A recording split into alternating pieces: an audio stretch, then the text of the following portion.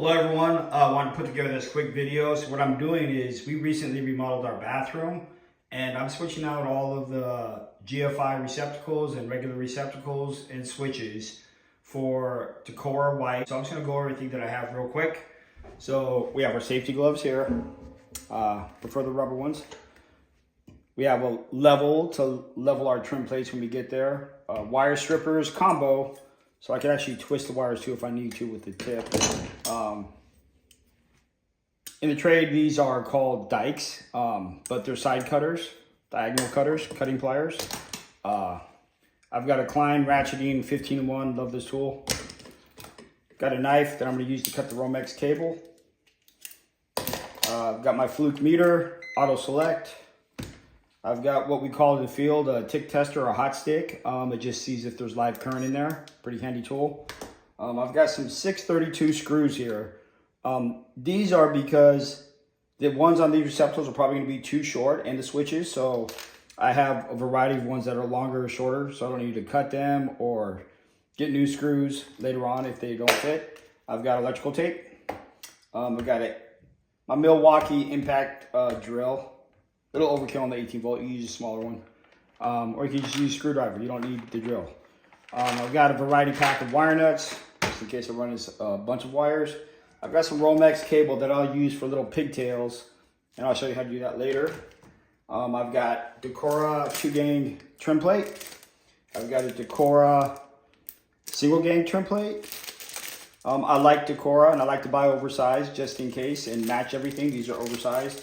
Decora is really simple. You don't have to decide between a single pole switch, 2-pole. Everything is rectangular. It's really nice to use, so they look better. So I've got a standard 15-amp receptacle. I've got a single pole or 3-pole dimmer switch. Work with either. I've got just regular single pole switches as well. And I've got some GFCI receptacles. Yeah, that's about it for the tools. Ready to get going. I'm going to be replacing these switches as well. Receptacle down here. And everything on the countertop, which is one GFCI receptacle over there. And we have one more GFCI receptacle and a switch. All right, let me start with taking these devices off.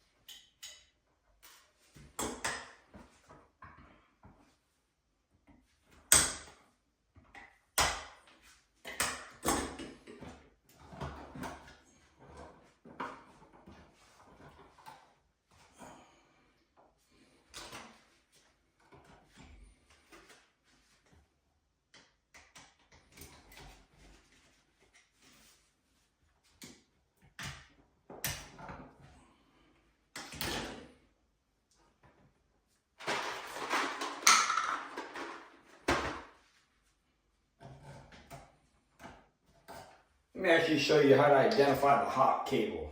And I'm doing this hot, I'm doing it live because I'm an electrician. I don't recommend you do it while it's on, but there's my hot wire. So I'm gonna go ahead and cap that off.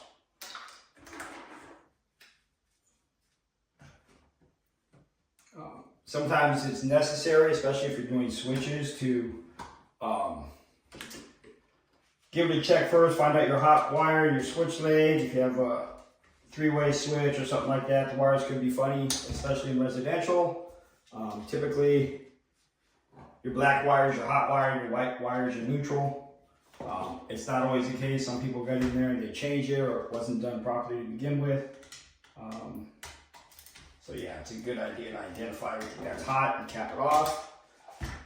It's also a trade trick, you know, so it's a rule of thumb to disconnect your hot wires before you disconnect your neutrals. These would be your hot wires. Reason being, if these are disconnected and you somehow disconnect these first while those two are connected, the hot wire will go down the neutral wire and try to find a path to ground.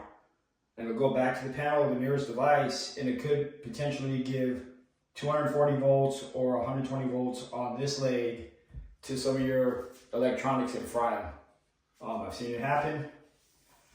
And yeah, so there's a rule, easy to remember. It's the neutral wires, which are the white wires, first to mate, last to break. It could be first to make, but last to break. So you see I disconnected the hots first, and now these are separated. But I'm gonna go ahead and put these back for right now, just temporarily while I do the rest of this stuff.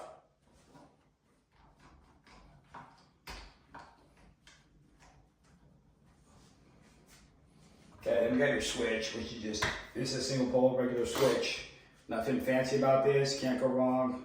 Top or bottom, I don't need to mark anything, so it's actually a good setup right here. Okay, let's jump to installing the GFCI receptacle. Just a standard 15 amp GFCI receptacle here. We've got the device right here. We've got a black wire for the hot side, a white wire for the neutral side.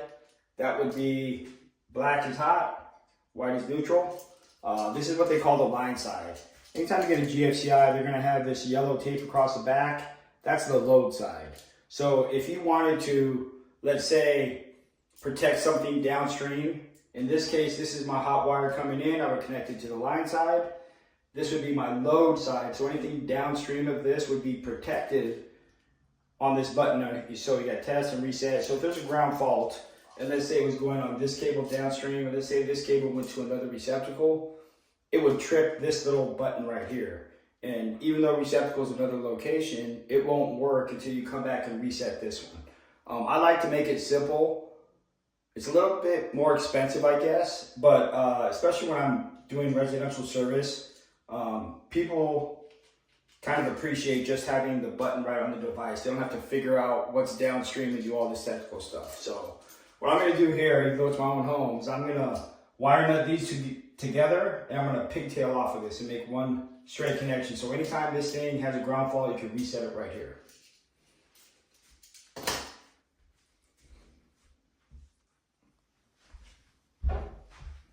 Okay, let me show you how to set up this new GFCI. So I'm just gonna cut this guy right here. This is 14.2 Romex. It's a 15 amp GFCI. I have existing 14 gauge conductors. I'm gonna go ahead and pigtail with 14 gauge, but there's a rule. It's called a tap rule. And you're actually allowed to go down a size if it's just for a tap, and it's a certain distance, it's code-wise. But in this instance, I'm not really going down. I'm just staying the same size. So I'm gonna pigtail these together and just have one single. The idea is to have one single wire coming off of here to connect to the receptacle, and that makes it a lot easier to land it, a lot safer. Less likelihood of two cables going in there and one of them popping out and you having a problem. So I prefer to do pigtails on all my stuff.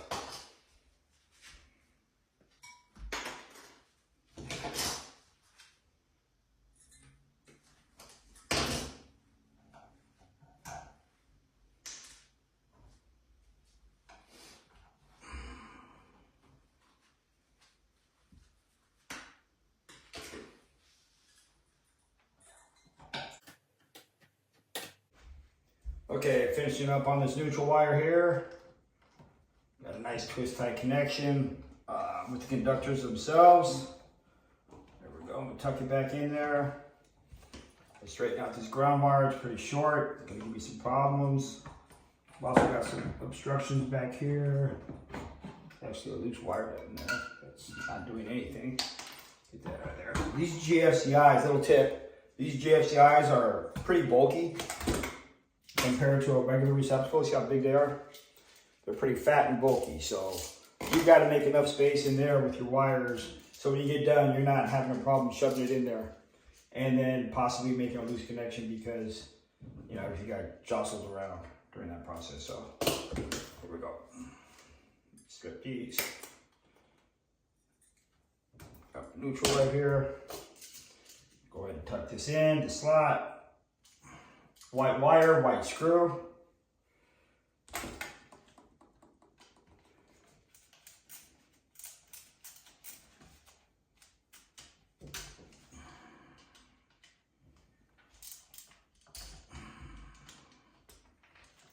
that's on there securely.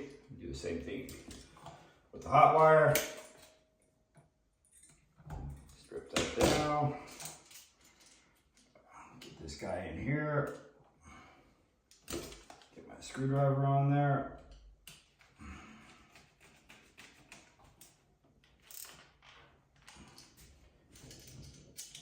Nice tight connection. Go ahead and land the ground. This is a really short ground. So I'm doing it last here, but yeah, it's really short. Let's straighten this out a little bit more. Give me some slack on this ground.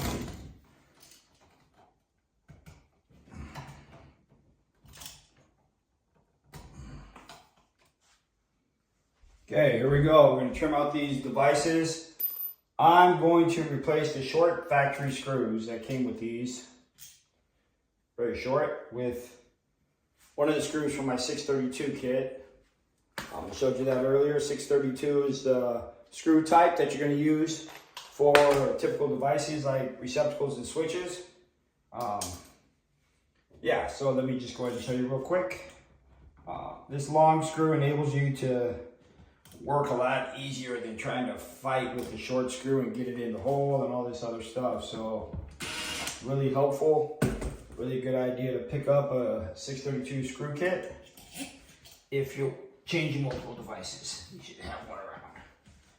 Super handy.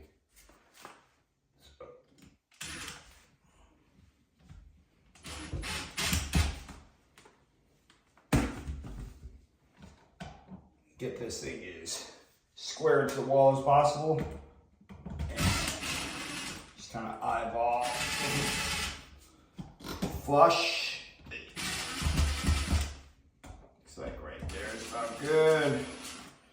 A little wiggling doing here, so here we go. Get this trim plate on here. Oh, there we go.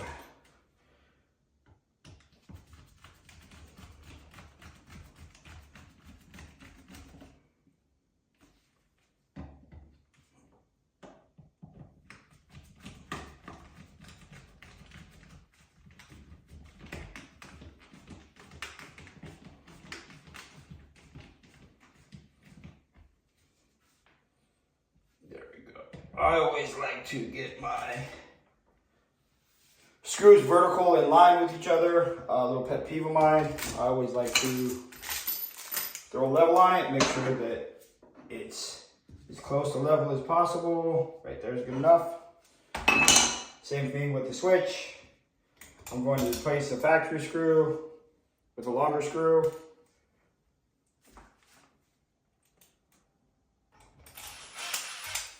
Oh, wiring the switch, let me just show you real quick. So, single pole switch, 2 gold color screws.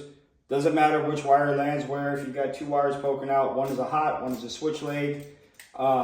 If your switch happens to have a logo on the bottom, make sure that you, like this says Leviton. I'm gonna make sure the Leviton is on the bottom. But it'll work either way, but Leviton on the bottom, that way this is gonna be off, this way is gonna be on. A lot of times they'll say top too, like if you look up close, it'll say top. If you do accidentally put it in upside down or you switch the wires or something like that, switching the wires won't make a difference. But top, you want to put it at the top there, so like that's on, that's off.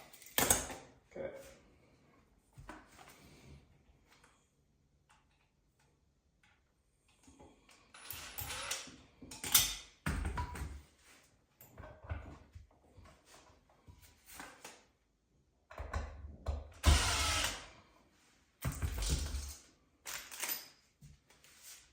See, these long screws make it really easy to find that hole back there. You're not struggling getting in there and getting frustrated. Really worth picking up a pack of those screws.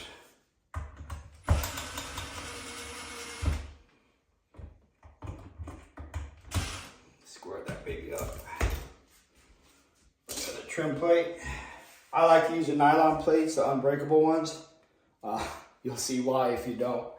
Those things break and you're frustrated and you're trying to wiggle it in and get it lined up, and they crack so easily when they're just hard plastic. So it's really worth the extra money.